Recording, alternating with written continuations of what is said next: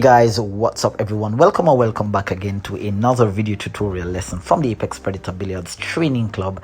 My name is Apex Elenio, your aspiring professional pool player and pool instructor. Now in today's video, I have one of the most complete analytical tutorial in which we're going to be discussing some very important concepts as it relates to developing your game from two very distinct racks of 10 ball and 9 ball that came from two separate training sessions that I had in most recent times. Now in rack 1, which was a 10 ball attempted break and run, it would have been an exquisitely executed 10 ball break and run, well planned, well thought out, had I not gotten a little bit cute with my cue ball and missed an uncharacteristic shot, as well as a 9 ball rack in which I had a very explosive break, again well thought out rack, well executed run out in that particular rack. Now in addition to the tutorial, I'm going to be talking about some very key points such as cue ball control, position play, decision making, the execution of your knowledge and application, but as well as we're going to be talking about time management skills. Now of course I had a conversation to which you're seeing some screenshots of the conversation on screen between a friend of mine. We were having a chat in a group and we were discussing time management, and I really thought that I am the type of player that has a very good time management skills. So we're going to be talking about time management on the table and how to manage the clock. All right, so if this is the first time here on the channel, consider smashing the subscribe button below, turning on your post notification bell, leave some positive questions and comments down below, and of course do not forget to turn on your post notification bell and smash the like button. All right, I think I said that already, but okay, let's get right into the rack, guys. Here we go. All right guys, so in this segment of the tutorial, I'm going to be starting off with the attempted 10 ball break and run. And in my prior tutorials, you would have seen where I emphasize on the importance of having a solid, compact and consistent break shot where you're getting a good spread on the rack, you're getting a ball down after the break, you have a look at the lowest numbered ball, and in hindsight you would love to have that cue ball parked in the middle of the table. And in an ideal world, that's what we would love, but of course one or more of these variables, these requirements, may or may not go the way how we desire, and we have to make do with whatever is presented to us here. All right, so I'm going to be walking you through my thought process here. Now of course on this particular break here, I was very successful in getting a ball down. 1, 2, we were able to get a look at the lowest numbered ball.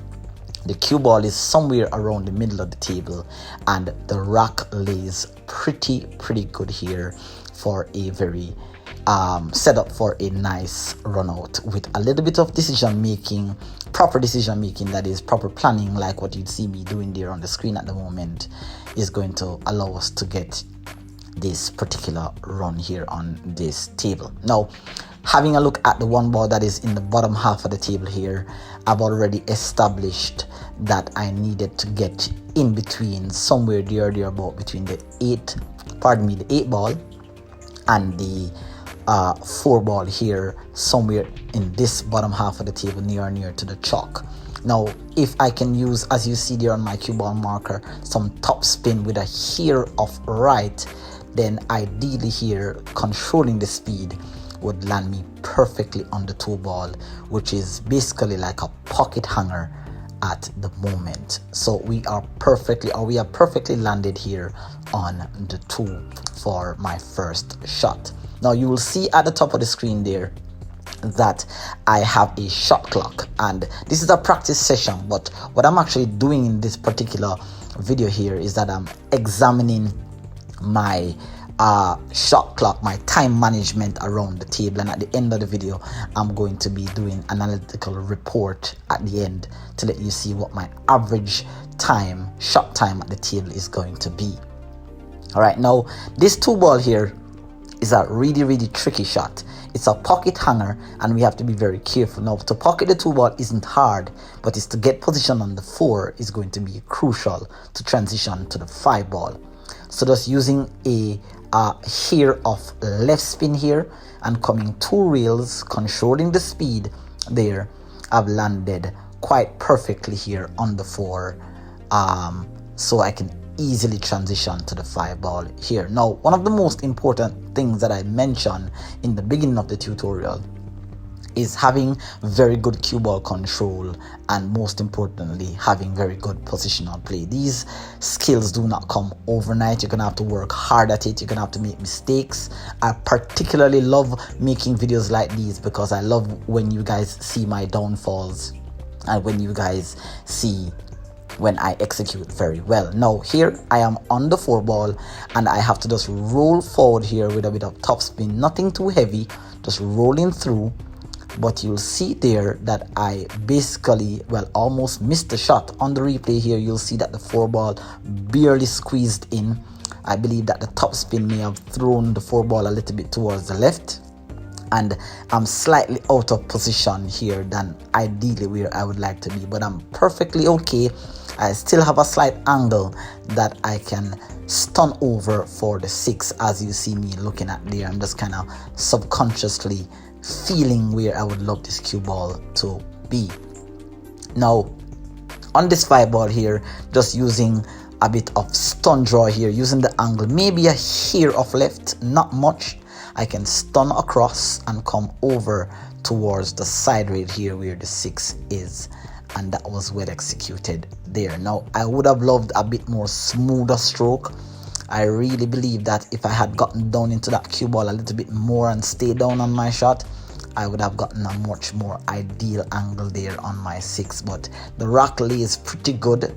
You know, I'm really a perfectionist. I try to play the game as perfect as I can, but of course sometimes you have to let the game play on its own and work with whatever the table offers you here. All right, now I'm on the 6th here, and all I need now is just a slight stun draw shot, just to just slide below the 7 ball for the 7 ball into that save pocket here. Nothing too fancy, just coming down again. I would love a little bit smoother stroke on that 6 ball, as you see there on the replay. If I had a bit smoother, then I would have perhaps gotten the cue ball a little bit more on the left side of the 7 to get a more easy transition towards the 8, but I'm pretty okay. Now in the beginning of the video I said to you that this was an attempted break and run, and I got a little bit cute with my cue ball here. I tried to pocket the 7 and I tried to use a hair of right spin here to check the cue ball off the short rail, and I was absolutely gutted by what I just did there. I honestly, in the process of actually editing this video, I realized that the left spin wasn't actually needed. It was just really devastating to see such a miss, and I was planning the rack so well, and I just got a little bit, you know, emotional about the rack and kind of just went down and just shot the rest of the balls in. But of course I learned from that, and I'm just going to move forward with my run here. All right, 7 ball, got out to the middle of the table here, and I'm now on perfect angle for the 8 to stun 2 rails to come in towards the 9 ball here. Now I was actually playing for the side pocket, and I think I may have had a bit too much speed on that stroke there, as you've seen in the replay. Coming off 2 rails, the ideal shot would have been in the side pocket here, but again, just because of the miss on that 7, it kind of threw me off, and of course just missing that 9 ball there just gotten a little bit emotional, and you can see I missed it so bad using some top spin, which again was not necessary. All right, so that particular rack there had some important aspects. I did, for the most part, executed very well in terms of my plan, my position play. I hope that you guys actually learned from that. Of course, go ahead and smash that subscribe button if you are enjoying the video, and do not forget to smash the like button as well. All right, so we're going to be jumping into this particular 9 ball rack here. All right, and again, I'm going to be using stun. I'm going to be using a bit of draw here. I usually break my 9 ball rack with a bit of low right or low left, depending on the angle of the break. And of course here I didn't think I hit that head ball full. It was slightly off, and I went to the left side of the table, which was not ideal. But it was an explosive break, as you can see, 3 balls down on the break, and I have a nice pot here on the 1 ball. All right, again, decision making, position play, cue ball control is going to be key when it comes to executing. You can get a very good break, and if you don't have those variables in the bag in your skill set, you may not be able to run out. All right, nice pot there on the 1, coming down towards the 2 ball down into this half of the table. Of course, on the replay there, you can see that I slightly overruled. I was playing for the 4 ball into the bottom left pocket here, but it overruled now my only shot here, which is a bank shot here on the 4 into the side, so I can easily get position on the 2. Now, for me, I'm a very theoretical and systematic type of player. For me, systems are important. It gives you a reference as to what you need to do. For me here, I'm using the system of the rolling cue ball bank here, where once I'm in line with the bank, I can just stun roll and have the cue ball transfer some topspin, widening the angle of the pot on the 4 there, and that was very well executed there. All right, so I'm back in line after playing an overall shot from the 1 to the 2. I'm back in line using an excellent bank shot there. Now I'm on the 4. I got down a little bit early in terms of the stroke there, and I just wanted to kind of double check to make sure that I have the potting angle right.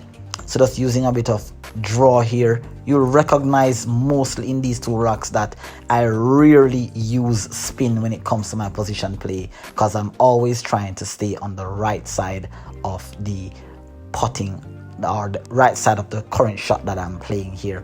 So you'll realize that I rarely use left or right spin here. Again, a pot here on the 7, stun drawing across the rail here and coming back out for the 8 ball here, which is quite nice.